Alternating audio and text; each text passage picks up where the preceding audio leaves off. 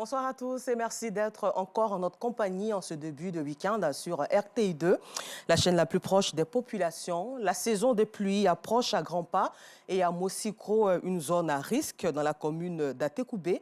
Les populations se préparent pour faire face aux pluies diluviennes annoncées par la météo cette année.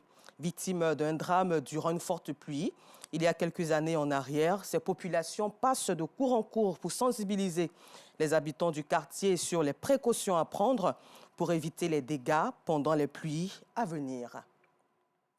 Et cette fois-ci, c'est l'un des marchés les plus prisés de la commune d'Abobo, appelé Flalogo. Nombreuses sont les personnes qui s'y rendent dans ce marché de gros riches en plantes médicinales traditionnelles. Des plantes utilisées pour les soins de santé primaire, communément appelés traitements indigénats. Dans ce marché, les feuilles, écorces et racines des plantes ont des coûts abordables. Non Sangaré, Pagassoro, Kone de Madongui reviendront sur ce fait à 19h30.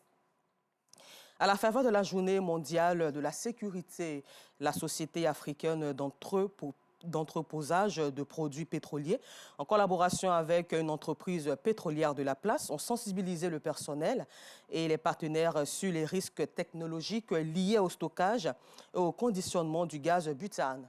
Objectif, sensibiliser sur le respect des règles de sécurité élémentaire au bon usage du gaz butane. Et c'était hier, jeudi 23 avril 2023, à Vridi.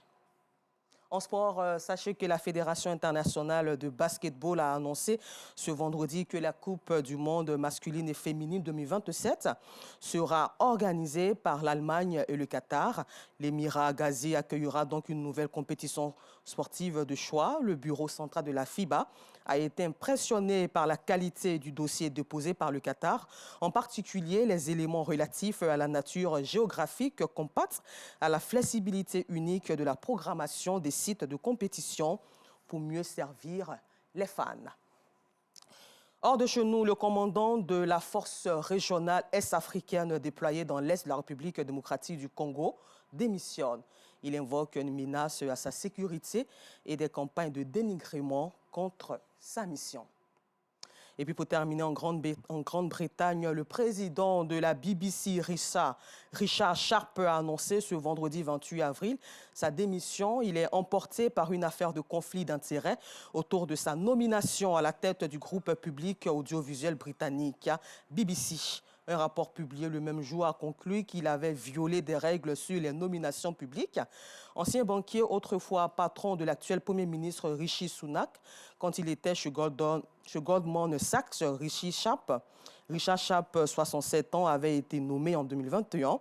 Et ce, peu de temps après avoir joué les entremetteurs pour aider Boris Johnson, alors Premier ministre, à obtenir un prêt de 800 livres sterling qui équivalent à 9 600 €, soit plus de 593 millions de francs CFA. Et comme c'est l'usage, c'est sur recommandation du chef du gouvernement britannique que le président de la BBC avait été choisi. Encore merci à vous et rendez-vous à 19h30 pour le temps d'information complet sur RTI2, la chaîne la plus proche de vous.